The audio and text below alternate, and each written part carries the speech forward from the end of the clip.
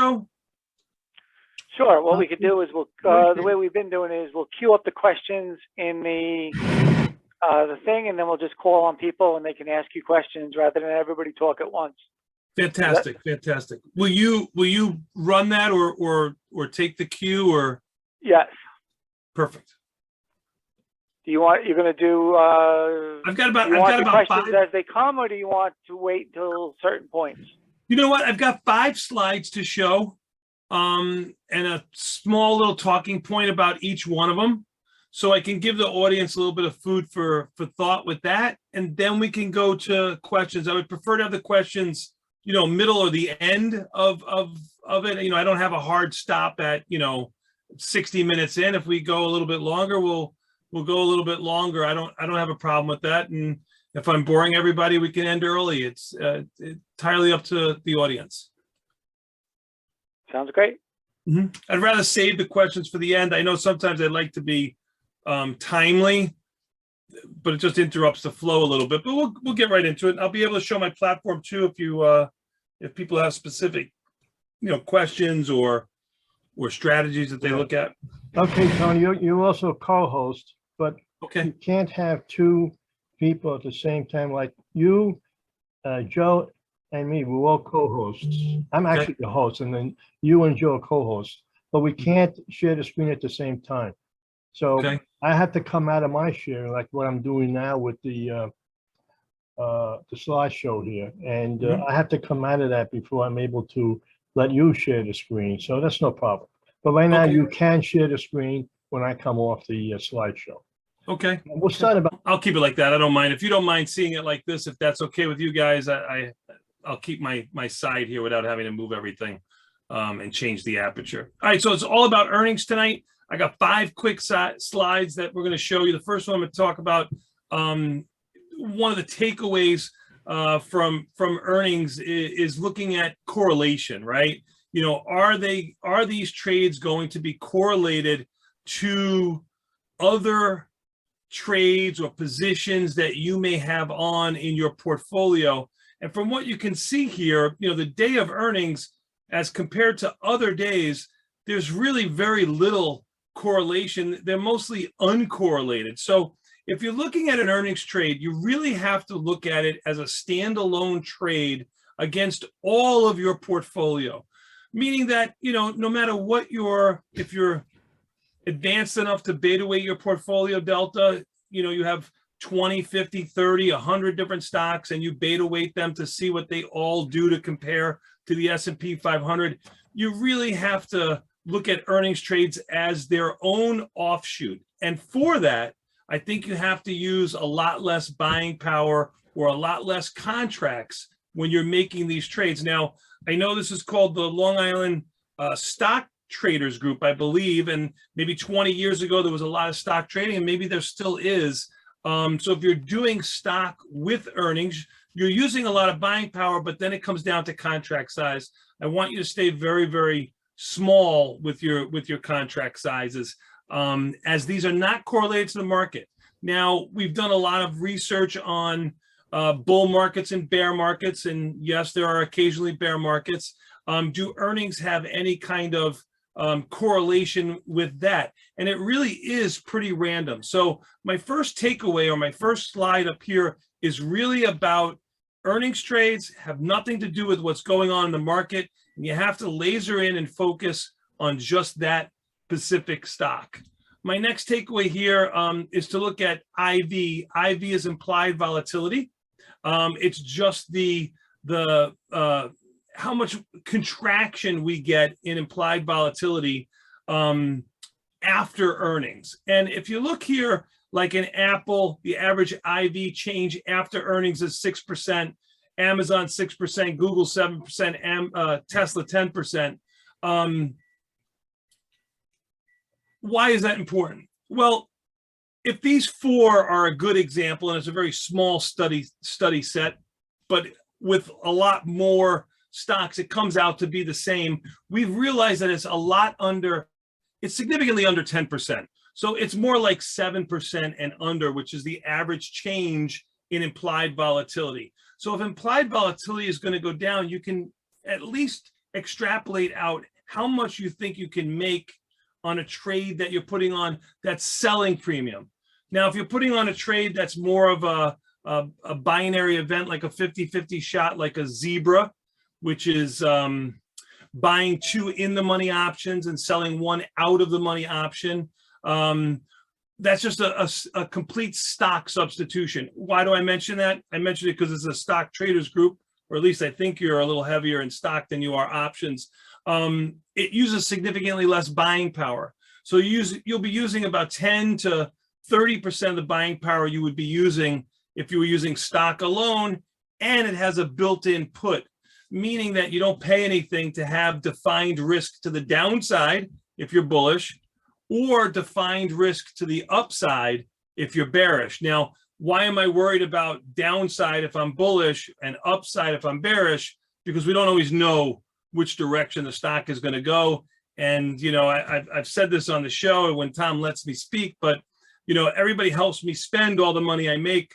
There's really not too many people that come up and write a checkbook for me when I lose money. So you got to worry about the downside of a trade just as much as the potential of the trade.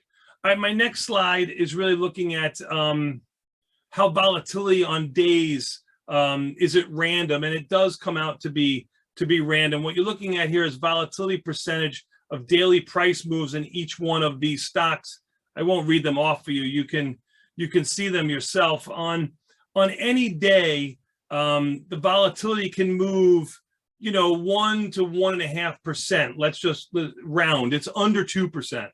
But on earnings days volatility can move as much as 7%. Let's just say wrapped around 5.5% if we average it out. So again, we did a piece on this today where we took a much deeper dive on it, but it's just showing you the times that volatility on earnings days, like how much more volatility is there, and it's about 3.5 times as much volatility than on a normal or any other random day. So earnings trades, I don't want to say they're for the cowboys and Indians of the group. It's more about, or the shooters, it's more about a directional trade if you're so inclined to make one. Now, Tom and I like to sell premium on earnings day because we want to take into consideration, or at least play for, that volatility contraction that I showed you on the previous slide. But if you're making an earnings trade for direction, the best thing you can have is volatility, because if you have volatility, you have a higher chance of making max profit on that directional trade. Now, it still might be a 50-50 shot or a 60-40 shot your way. Maybe you're buying a call spread if you're bullish, or a put spread if you're bearish. You want instant gratification and instant pain. That's what earnings trades are all about. I really don't think earnings trades are a place in a retirement outlook type portfolio. I'm 59 years old, so I'm thinking about retiring. And if I had a portfolio that was geared just towards my retirement, I don't know if earnings trades would be the place that I'd want to play catch up. I don't think that's the place where I would go for my overall portfolio enhancement. I would much rather focus on the 45-day strategy that we always look at Tasty Trade. And although earnings have a big effect on individual stocks, broader market indexes and averages are really unaffected by the heightened volatility, both implied and realized. And we always look at the implied volatility more than anything else. And you can see here, even though people talk about, and the media talks about earnings season and the volatility that comes with it, there's really no significant volatility change in the overall market, just like you really can't see any significant price movement because of earnings with the overall market. So again, piggybacking, or at least reinforcing the fact that earnings trades really are a standalone trade. Now, those who watch our show, you'll notice this earnings season, we didn't do a lot of earnings trades. And if we did, we did them significantly smaller than we normally would. Why? Well, it became twofold. One, volatility had been so low for so long, and the earnings trades have actually worked so well in the past quarters that at some point everything has to normalize. And sometimes there's a little bit of market awareness that has to come in here, and you got to say to yourself, okay, I've been betting black, black, black at the table for so long, even though it's a 50-50 shot, I got to think red's going to come up once or twice. And unlike a gambling table, the market is significantly different than gambling, because there's a strategic output to it that you can apply to it with the strategies. And the strategies that we use leverage volatility. And if you're going to leverage volatility when it's low, you're kind of playing with flames. So for us, if we were the type of traders, maybe you're a chart trader, maybe you're a great trend trader, maybe you can, foresee better than somebody else, or at least better than I, what that stock is going to do in the next day. That low implied volatility is your friend, because you'll get a pop from volatility and you'll get a pop from movement because of earnings to enhance your trading if you're going with direction. I try not to be too directional with earnings, and direction and volatility doesn't have anything really to do with the earnings season. All right. Although P&Ls from short premium earnings trades are unpredictable and volatile, and I really want to, I'm not trying to change anybody's outlook on trading for earnings. I'm not looking to steer somebody away from any type of trade. I would never want to do that, because listen, first of all, I own a brokerage firm, or are partners at a brokerage firm. I make money when you trade, but I also make money with your longevity too. And I think earnings trades are a great engagement. Tom has called it engagement for a long time. And sometimes you can get caught up in the hype and instant gratification of earnings trades when you're right. But when it goes wrong, it really can hurt one's return. And I'm a lot more of a one brick at a time, build a wall kind of trader than I am the significant gain or the significant loss that other traders might look at. I don't know what else to add to these slides. I do have, and they're showing you here, the short premium earnings trades versus non-earnings premium trades. They're just showing you how fast that volatility comes in. Again, it's a great place. If you've never done a put broken wing butterfly in a regular 45-day strategy, doing one in an earnings trade might be a great way to learn how that strategy works. Now, I hate learning and losing money. So if you're bullish, you want the stock to go higher, you want to do a put broken wing butterfly.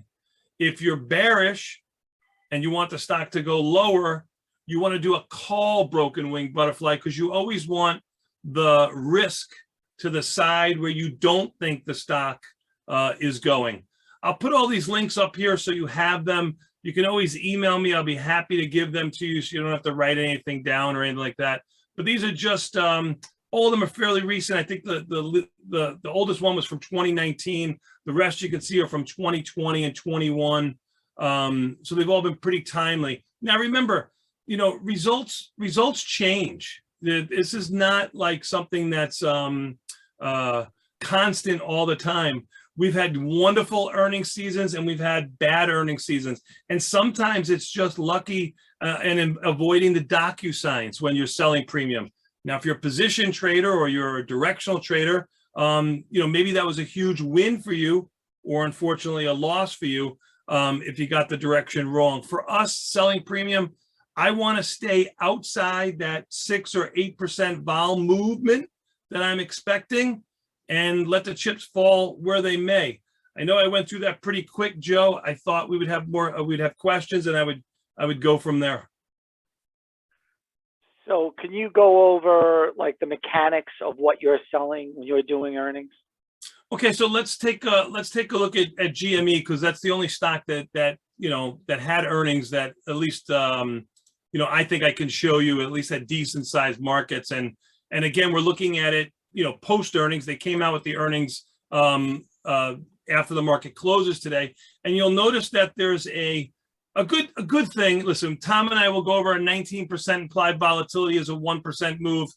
We go over 85% of the straddle, or 85 to 95% of the straddle is the expected move of a stock. But you can easily go to the right-hand side here, go to the shortest dated options. These are the ones with 2 days. You've got a $22 expected move, $22.65. And as you can see here, you all have these same quotes that I have. GameStop is down $10, so well inside the expected move. Now, what I was looking at doing, I'll show you what I was looking at doing for today, but it took way too much buying power. I think the buying power was in excess of $30,000 per one lot, one contract, because it's a hard to borrow stock. Hard to borrow stock. It's pretty. It basically says you're going to go to full margin. That's what the brokerage firm says, because the risk is so heightened for the $1 in commission that they charge. So in GameStop, I love to always play inside the expected move. I'm not going to cherry pick knowing that GameStop is only down $10 and tell you that I would have gone to the 140 put or the 150 put or the 155 put. What I like to do is go around that one standard deviation. I like to do ratio spreads. I like to collect a little bit more than a buck and a half. I'll show you what I was going to do. I was actually going to buy the 150 put and sell 2 of the 140 puts. Now that collects around $1.43, and it wasn't really enough money for me on an earnings trade that I thought was going to use, $5,000 in buying power. When I looked at it and it was in excess of $30,000 in buying power, I wanted to use another side. So what I try to do is I try to get my break even outside one standard deviation, which is this line here, which is around the 15 delta option. This one shows 14.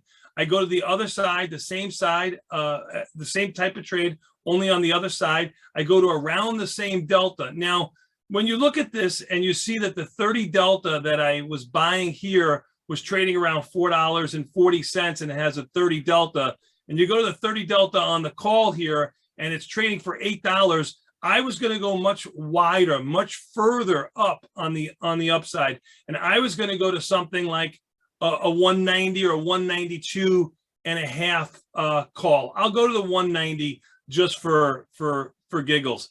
So I was going to buy one of the 190 calls. I was going to go the same distance away, $10, just like I did on the put side.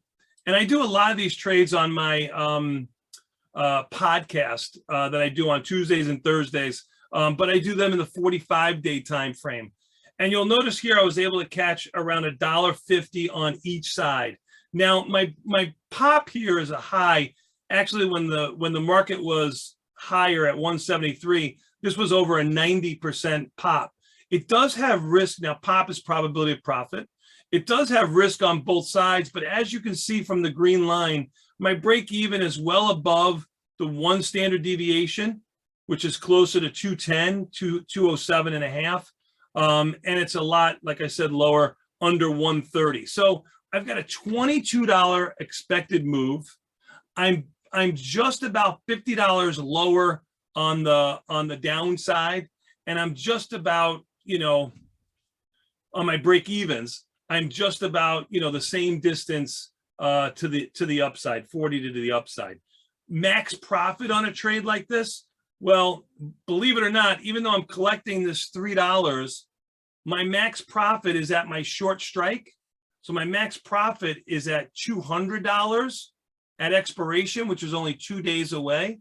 And I could make $10 plus the $3 I collected. Now, that's unrealistic because I'm not going to stay in this trade into earnings. I mean, outside of earnings, I'm not going to stay into it into expiration, exercise risk, and everything else. So what would be my realistic goal? My realistic goal on a trade like this would be somewhere between $1 and $3, and on a home run, $6, twice the credit I received.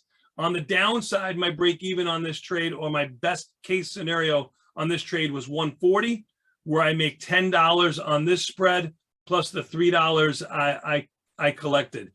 I think for earnings, selling both sides, having an embedded long spread is a cheap way of hedging my overall bet. Now, you can make an argument, and this is the argument that Tom will make, that it's a lot easier, a lot cleaner. It's not quite as option intensive, meaning, you have to do 4 legs here. Tom would be using the same scenario. And remember what my break evens are, just under 130 and just above 210.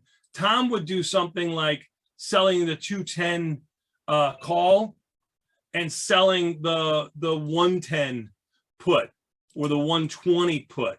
That will give him basically the same break evens that I have. He collects a little bit more money. He has a little bit more a little higher probability of success on the overall trade. And this trade will collapse a lot faster than my trade.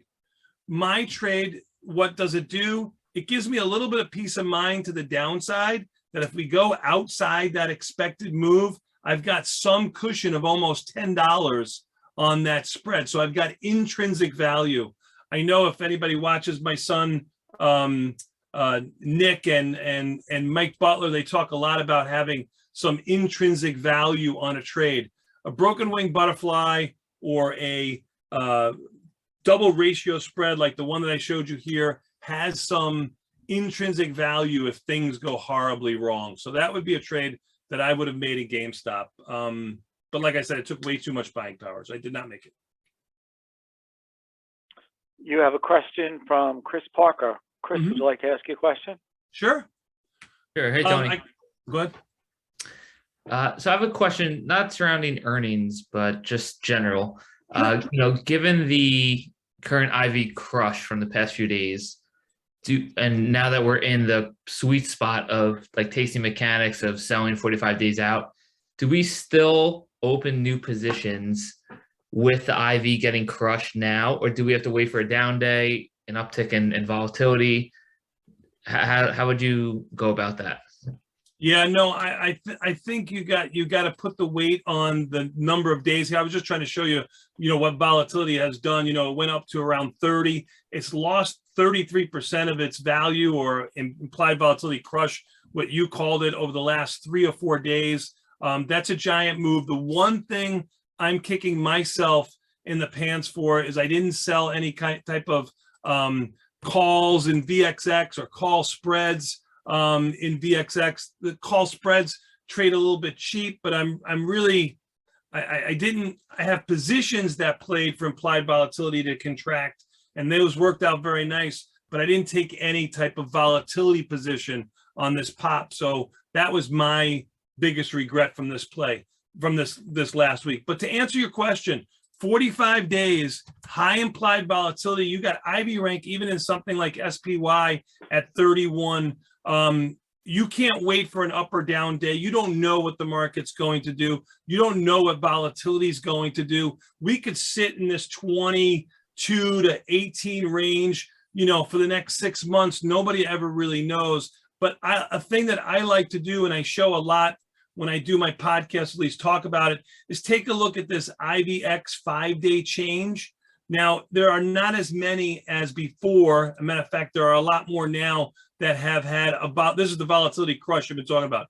IVX 5-day change is the monthly implied volatility, this monthly number here, the percentage change over the last 5 days. So if I was looking for a new trade today, I would be trying to look at one of these stocks that has this IV index that's lower, that meaning less than 20, 30, 40%, like 10, 5, 7%, that still has a high IVR. Like here's the cues. IVR is 40, volatility is down 10% over the last 5 days. But like I showed you in something like a K-Web or so, 13%, significantly more. If I showed you something like Diddy, 37%, like I would not be looking to put on a trade in Diddy. I know it's only a $6 or $7 stock, but I'm just using it as an example. Stitch Fix after earnings, IV volatility contracted 50%.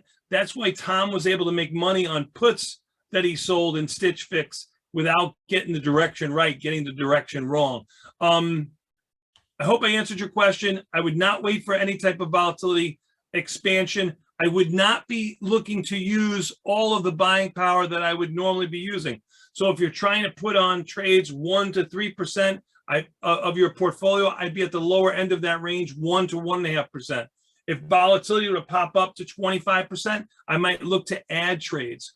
A better place to put on new trades today would be any one of these stocks. Again, this is just a high option volume list. Any one of these stocks that are like the last 5 days, the indexes only had a 1 or 2% down move. The Spaces of the world, the Verizons of the world, the BITOs of the world. I'm not going to trade a $6 stock like IQ. Thank you. You got it. Yeah, Tony, it's Jim DeFranco.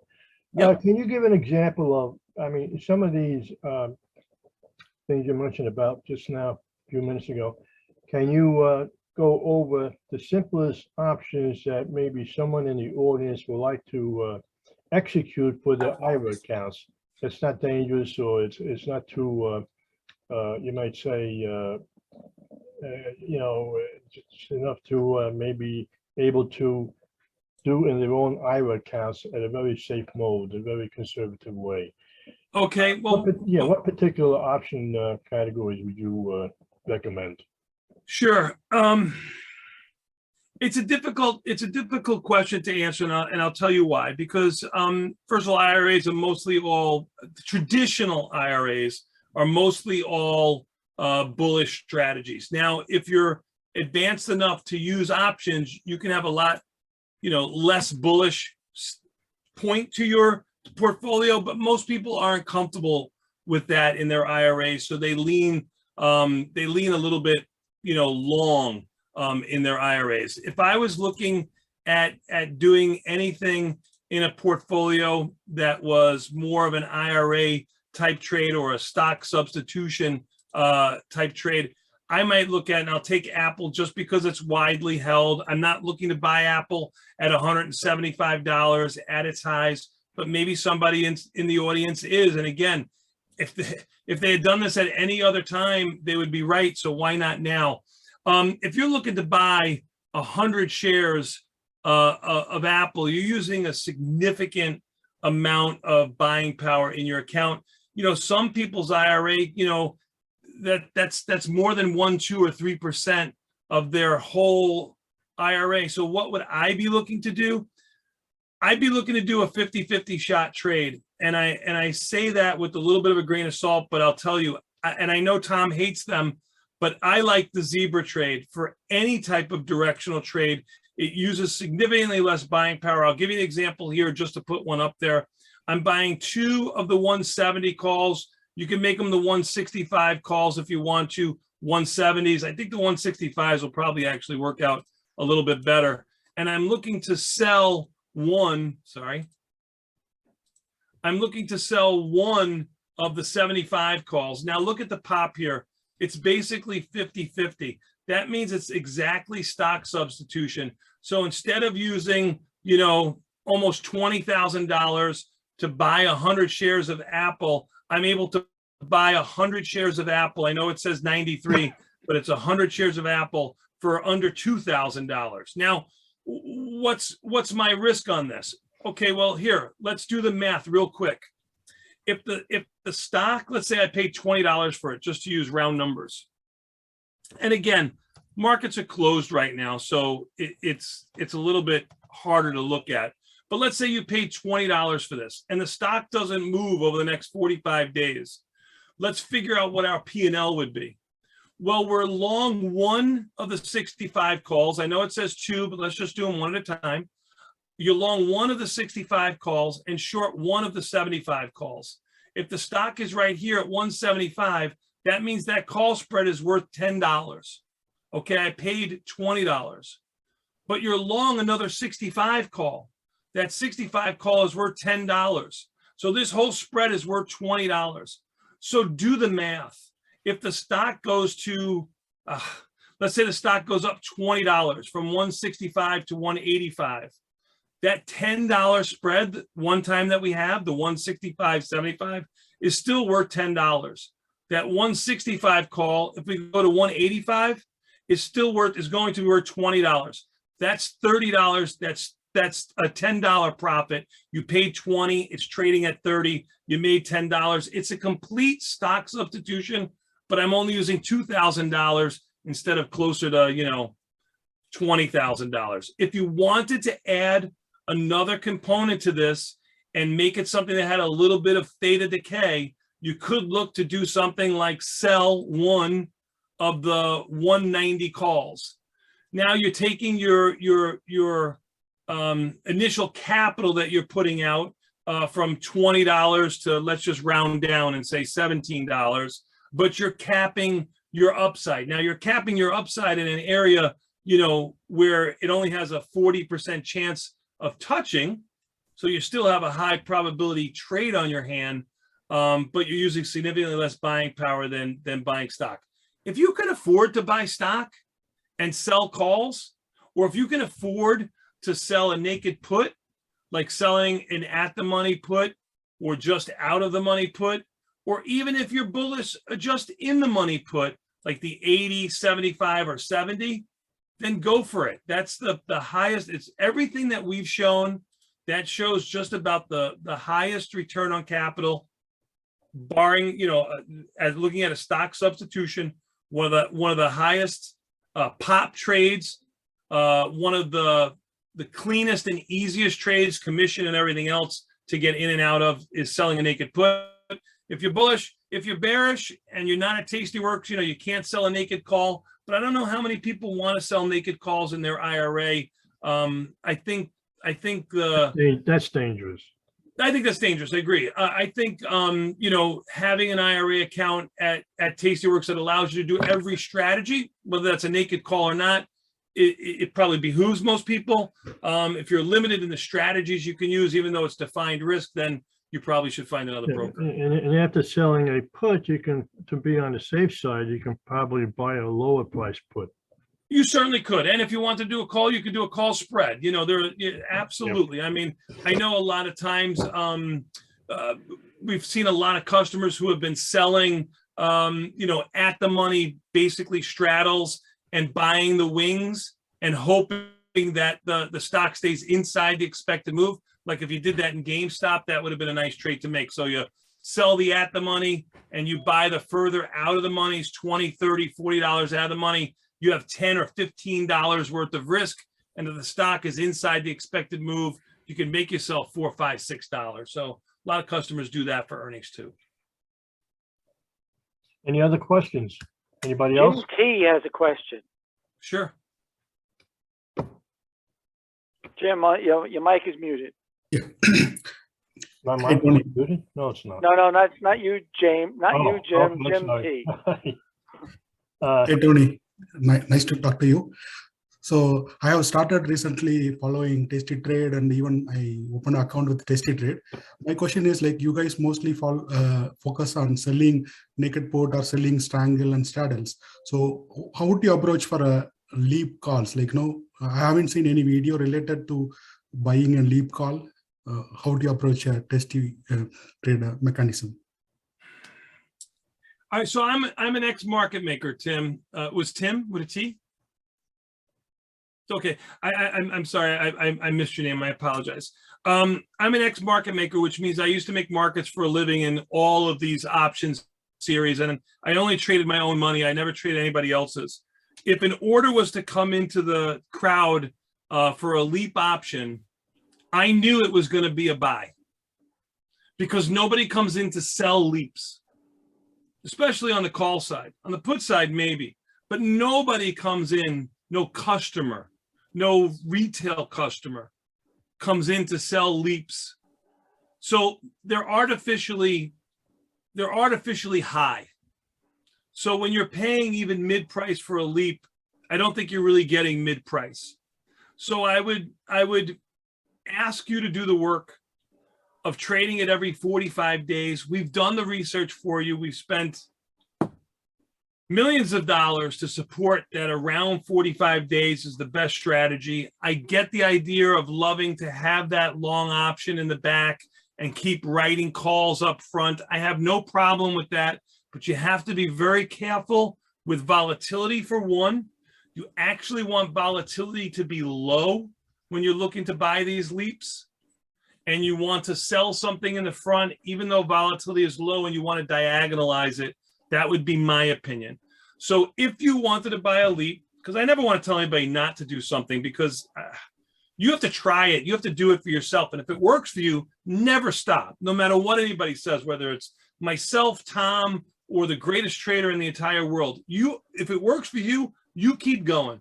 But I would hope that you would look for implied volatility to be a lot lower in a low volatility environment. I'll tell you why. The longer out you go, those options are much more sensitive to volatility, especially how much premium they hold when volatility is high. When volatility is low, they will trade a little bit. They'll trade a little bit cheaper, and that really is the core part of your portfolio. That's the one that you're going to be buying the leap and hopefully selling something in the front month to generate a little bit. You know, people will call it income. I don't really like to call it income, but it'll reduce your cost. And hopefully that leap option will turn into long stock at an advantageous price. Okay, Jim T now. I'm back. Can you hear me? Yeah, sure. Yes. Oh, good. Okay. I don't know if you were watching Costco today. It was down pretty hard. It was down almost $12, 2.25%. And I believe it's releasing earnings tomorrow. Have you looked at that at all? Yeah, we looked at it a little bit today because it has earnings coming out tomorrow after the close. We will probably take a look to do an earnings trade in Costco tomorrow on the show. Over, I think it was like 170 or something like that. No, it's still 10. I'm looking right now. No, they're still $10 right. I'm sorry, over 570, still $10 right. No, markets are okay in there. Tom says they don't trade around mid-price, but I haven't had that same experience. So what's your question? I apologize. My question was, on a day before earnings, when a stock sells off pretty hard when the market was up, would you be more inclined to do an earnings trade or not? Or would you have done it today, perhaps? No, I didn't do it. I didn't do it today. I love doing them as late as possible in the day, because stocks that are $500 can move $10, $20, $30 intraday. So I don't want to have an earnings trade that's, I typically like to have it in the middle, when I'm making my short premium trade, unless I have a directional bias on it. To answer your question directly about Costco, even though the stock is down $10 or $12 today in a bull market, right? I mean, we're basically at all-time highs in the E-mini S&Ps and approaching in the rest of the indices. Costco's not on its butt, right? I mean, after trading up to around 550, as you can see on the screen here, 530 is really not, I mean, the expected move for earnings is $14. Would I be like, if I was bullish here, if I was bullish in Costco, I would love the action that I saw today, because I would think I'd be able to sell puts at a high premium. If I was bearish on Costco, it's going to surprise you. I'd be really happy with the action that I see today, but be kicking myself in the pants that I didn't do it earlier, even though I just said to you, I'd rather do it the day of earnings. So in trading, just like everything else, you're always kind of pushing yourself around. Me and Costco, a defined risk trade. I'm not looking to do anything naked in here. It uses too much buying power. And I don't think, the monthly implied volatility, in the 30 range, even though I know it's 60 in the front month, is really a great bang for your buck when you can find stocks that are, I don't know, similarly priced without earnings that have a monthly implied volatility that's almost double. Hey, Tony, what did you mean you kick yourself? What did you miss in the Costco trade? Well, I mean, if I was bearish and I didn't have a bone to pick in Costco, I didn't have a directional bias. I was hypothetically speaking, if I was bearish on Costco, I would have rather put the trade on, before it went down $10 or $12 than if it's down $10 or $12 now. I missed it, which would mean. Okay. So I would probably put on a more neutral trade if I was bearish in Costco with the move that we just had today. You know what I mean? Like I would feel like I missed it. So I'd want to say, okay, the move happened already. I'd rather sell both sides if I was bearish on Costco. If I was bullish on Costco, I'd like to take a lot more risk after this move. Being a market maker, Tony, Mhm. with your experience, is there anybody out there who really has a pulse on the market and able to beat everybody else? I understand there's a program out there where traders and professional traders can get news in a millisecond faster than everybody else. Is that true? I mean, I'm sure it's true. I've never been able to see it. I've never seen it in my experience as a market maker. I've never seen it as my experience as being involved in a brokerage firm. I've never seen anybody that really could use news to their advantage. If you would have looked at here, let's just take a look at DWAC today. If you would have looked at that stock pre-market and all the news that was going on about it, maybe not being investigated, maybe they're not going to have their funding. The stock is up $14. I sometimes think, bad news is good and good news is bad more times than good news is good and bad news is bad. So is there some truth to the matter? Yeah. I think there probably is some people who get it milliseconds before everybody else, whether their computers are closer to the exchanges or their servers are closer to the exchanges or faster, or there's a throttle somewhere in the news thread. Yeah, probably true. I don't think it makes any difference to the retail investor. Okay. Here, I'll answer it one more. I'll answer it slightly different for you, and I'll go back in time for you. Yeah. Believe it or not, until about the year 1998, 2000, there were no TVs on the floor of the CBOE. So if there was no TVs on the floor of the CBOE, there was no news coming to the CBOE. The only thing we had was one big ticker tape, and you could read, a pixel worth of lines on it if you happen to be looking at that news tape. So if I'm standing on the floor as a market maker with 500 other guys making markets in SPX, and I don't have a news feed, I don't think it makes that big of a difference to anybody. Yeah, I got you. And do you examine carefully or monitor any pre-market activity and any particular volume or movement you're looking for in pre-market in particular stocks? I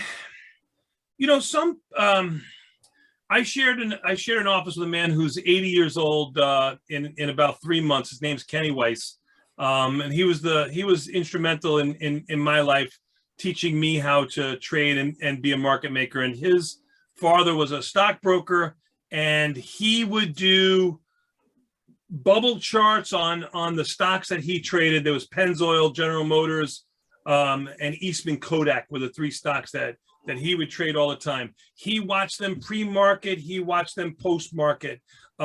He watched every tick in those stocks. I found it too time-consuming and too not beneficial enough for me. Like, it didn't make any difference to me, especially trading in a gray area like options. Now, I would be lying to you if I said to you, I don't watch the E-mini S&Ps 20 times a night, or the NASDAQ futures 20 times a night. My computer's always on. I come downstairs to, whether it's to use the washroom or make believe I'm going to do the laundry, I check on what the E-mini S&Ps are going to do. If I'm sitting there watching TV, I'm checking what the E-mini S&Ps are doing. So I do watch it, but I don't watch any individual stocks. The pre-market markets are too thin. Even look at SPX, which has now gone 24/5, right? You can trade SPX 24/5. there's no liquidity provider or brokerage firm that's supporting that, because there's just no way to lay it off. If stocks aren't open, nobody's going to take a big position.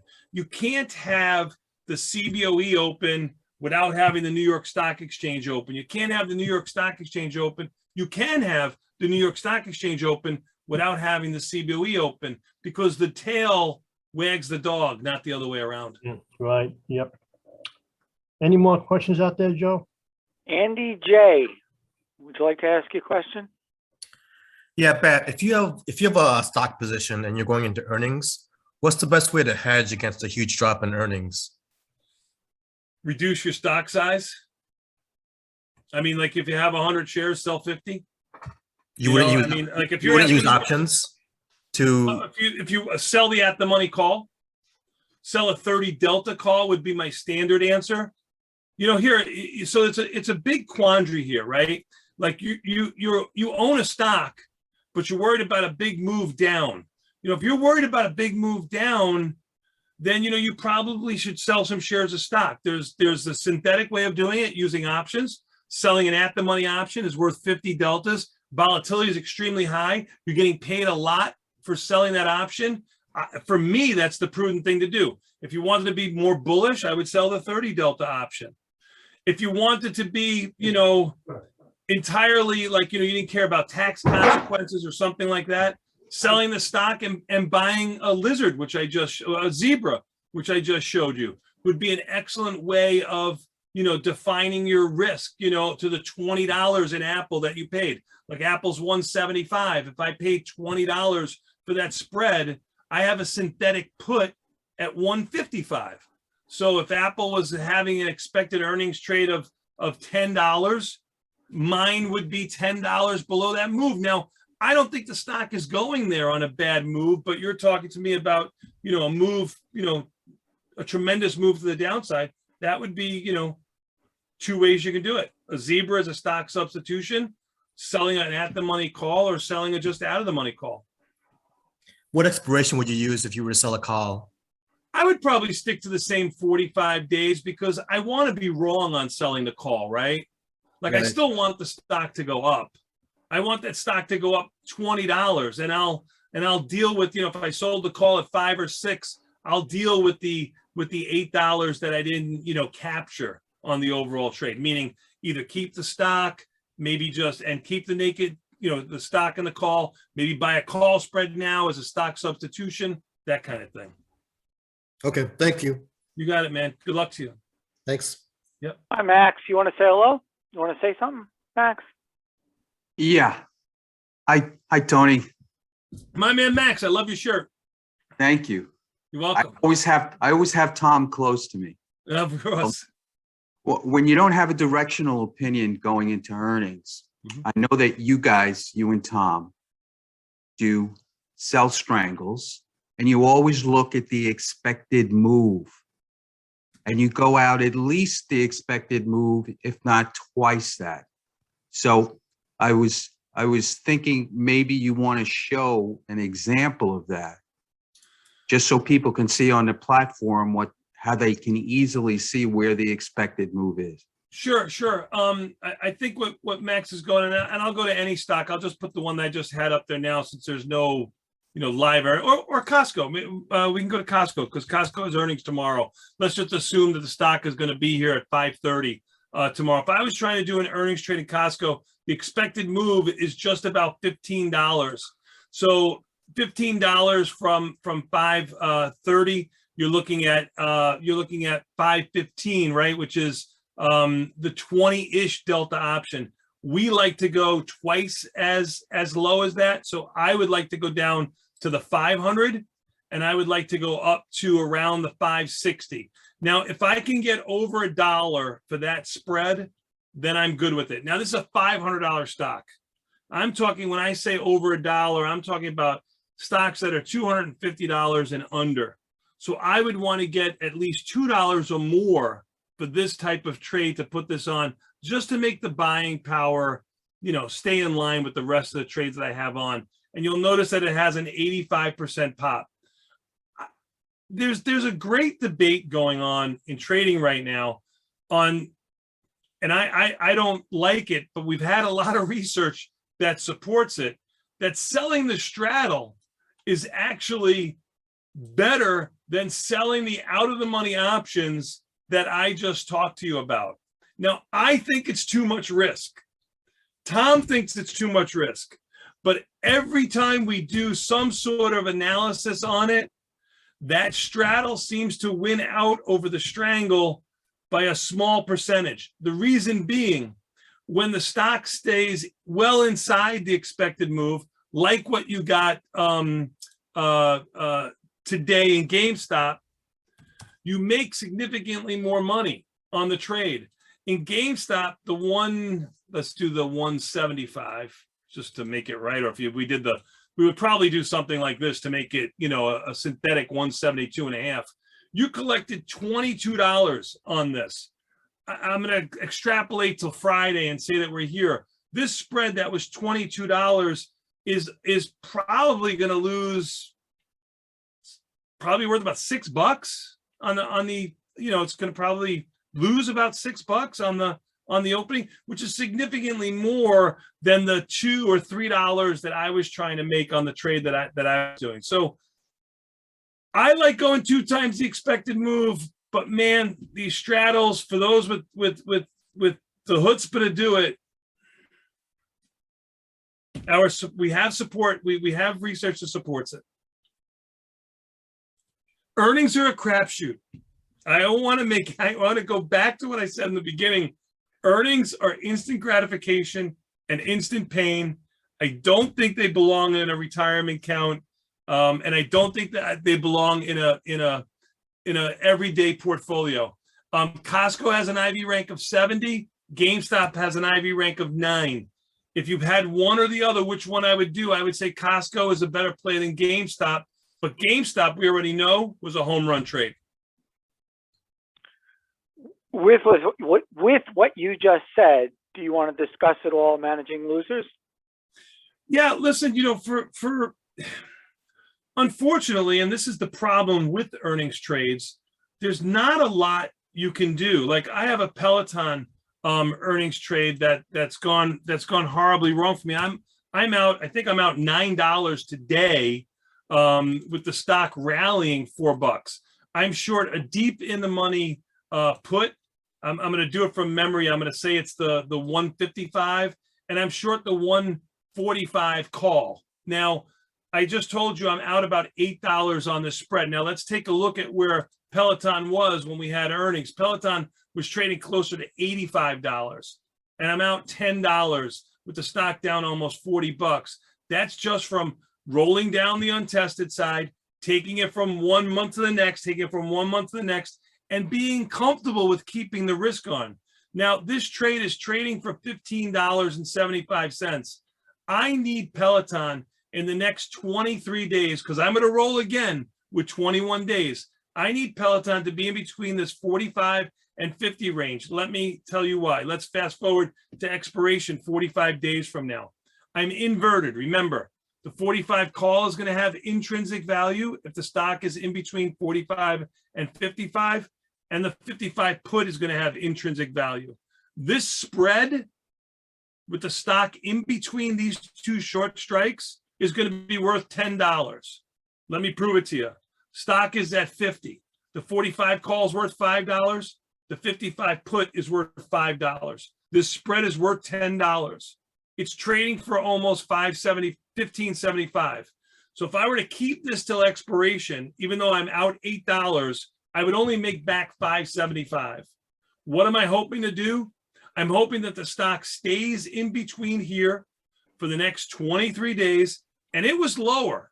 I mean, like, you're going to have to take, risk in here. Trade it down to 41 and change.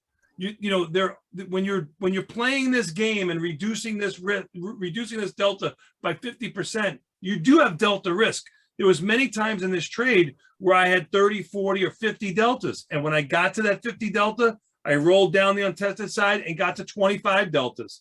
I'm leaning long on it because I'm playing price reversion to the mean. It doesn't always work. It's not like volatility. Volatility is mean reverting, but price isn't. Peloton could easily stay below 45 into perpetuity. There's no reason why it has to go higher or lower. It's completely random. I'm hoping that in that time frame, I have some time to get back, the $8.50 or so that I'm out on this. So to go back to how I would manage this, let's do a best case scenario. Best case scenario, the stock is right in between here and it's 21 days. Let me see if I could take a look at here. Let's do this. I have the 45.55. I'm just simulating. I'm going to 23 days. Okay. 23-day options. I'm just fast forwarding, 2 weeks to what the spread that I have on, if the stock is right here, will be trading at. That's all I'm doing. So the spread that I had that was $15 and change is going to be worth $13.60. I made $2. So instead of being out $8.50, maybe I'm out $6.50 or so. So what would I want to do? I would want to buy back this spread. I'm going to buy back my spread. I'm going to go 45 days out. And you have to remember something. Some of these spreads are pretty good. I'm going to go 45. I'm going to go 45 days out. So again, I'm just trying to simulate what it would be like. Let's just go to these Jan options here just to make it kind of equal. I'll sell the 45.55 and I'll do it for another $2 credit. So I'll be adding $2 more in premium. I made $2 or $2.50 by waiting the next 2 weeks. This is if volatility stays the same. If volatility contracts in Peloton, you can tell it's a little bit higher now. If volatility goes back to 32, that spread that only made $2.50 will make $3, $3.50, or $4. And all I'm trying to do is keep cutting it back.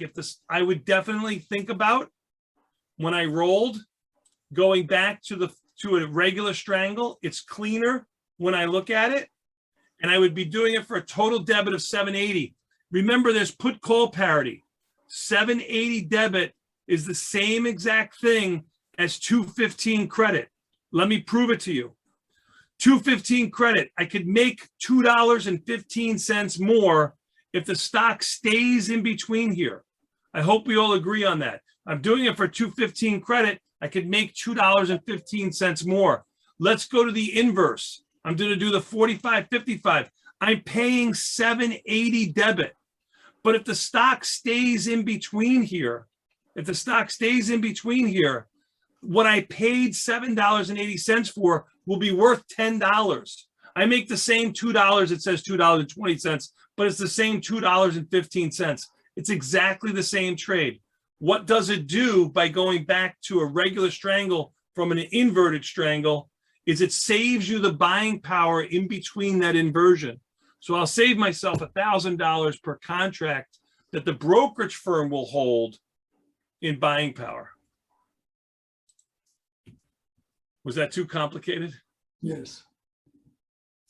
If you take a look on Tastyworks, I know Tom doesn't do a good job of putting in notes, but I put in notes on just about every trade that I make and what my short strikes are and how much credit I've received. That's on the follow page.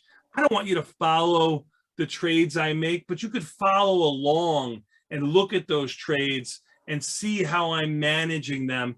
And, winners are easy to take, but the ones that are the worst ones, the ones that hurt you the most, are the ones that don't work out, and how you can get back to even on those, or at least give yourself a fighting chance to get back to even on a stock that's down almost 40, 50%. Joe Murray has a question. Hey, how's it going, Bet?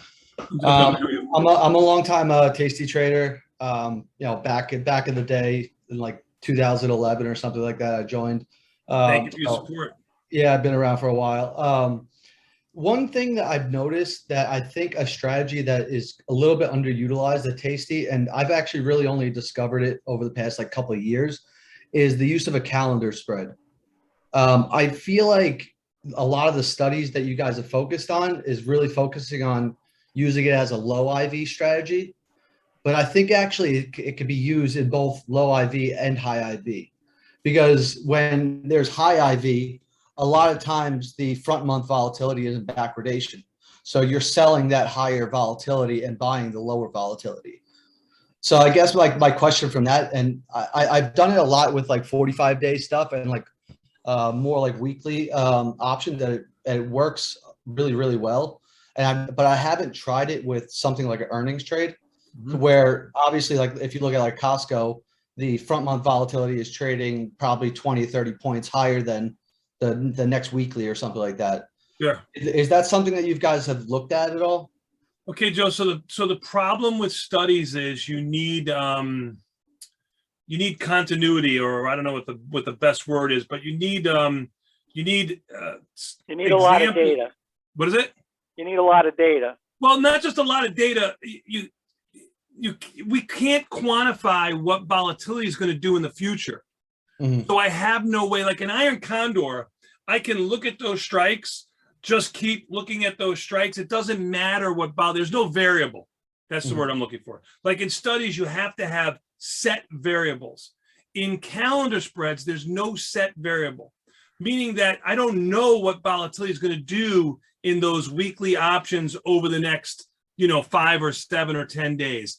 I don't know if it's going to contract, which would be great for you, or it's going to expand, which would be bad for you. All I can know is the cone of where your profit point is. And your profit point in a calendar spread is relatively tight. Now, they have a high probability of success, a little over 60%. And if you manage them quickly, that probability of success is probably a little bit higher than that. I love what you're doing. I would never stop what you're doing. I would challenge you to move them a strike or two in a direction that you think the stock is going to go, meaning diagonalize them so that you're not just a straight calendar spread, like buying the at the money in the back month or in the back weeklies if you want to use, and then taking that directional risk, going a strike or two higher if you're bullish, a strike or two lower if you're bearish, to try to maximize the return on them. Yeah, I haven't tried them for earnings in particular. I actually use them mostly as a hedge against my overall portfolio because it's long Vega, and also you have the positive theta component as well. Yep. So I generally use them to hedge against some sort of larger sell-off. But I like it. If you wouldn't mind, you could send an email to research@tastytrade.com. Jiggle their chain a little bit to look at calendar spreads for earnings and see what they can come up with. Maybe they can come up with a good variable that we can put a lot of data behind it and see what we come up with it. Yeah, will do. Thanks a lot. Great question. Thanks, Joe. Thank you for your support. So you created some slides for this presentation. Yeah. Do you want to send those to me, and then I'll because there was some website stuff in there, and I'll have them posted in our group? Happy to, Joe. Happy to. Absolutely. My pleasure. Okay, great. Any other questions? Yeah, I have one last question. Go ahead, man. It's Jim again. Tony, I asked your group years ago this question, but I never really got a response. Do you ever, or have you ever studied after the earnings happen and a stock that moves 2 or 3 standard deviations, like its stock you saw was down 40%? Did you ever look to do the trade, your earnings trade, the next morning? After it dropped 40%, there's still high volatility. But would you do the trade then? 100%. 100%. Matter of fact, I've had a lot of success with post-earnings trades where volatility has stayed heightened, which is typically after an extended move, meaning outside of the expected move. I've done many of them. You can see them on the follow page. I write post-earnings trade, and then I've had very high success with them. Now they're few and far in between. We did it in DocuSign. I didn't. Tom did. Like, I didn't like the markets in DocuSign. They've tightened up a lot better now, but they weren't that great earlier on. So I try to stay away from it. I use the IRA account. It uses a lot more buying power. So a stock like DocuSign, I didn't make a play, but Tom did. It worked out real well. He made a couple of points on it post earnings. Do you ever do that to like repair a trade? You have a trade go wrong because you had a big move in it, and then you put the same trade on because the IV is still high? Yeah, it's usually the same type of strategy. I'm looking at doing a strangle, or if it's a move down like DocuSign, I would be looking to do like a put ratio spread. Again, just trying to mitigate some of the risk. But yeah, Joe, 100%. Anybody else? You're on OT now, Tony. That's okay. Appreciate your time too, guys. All right. Thank you so much. I will send you those slides, and thank you, everybody. I appreciate it. And thank you for all your support. We can't be here without you guys there. So thank you again. Great job, Tony. Thank you, my man. Appreciate it. Appreciate it. Thanks, Thank Tony. you. Peace out, guys. Peace out. Thank you very much. Bye-bye. Pleasure. Pleasure.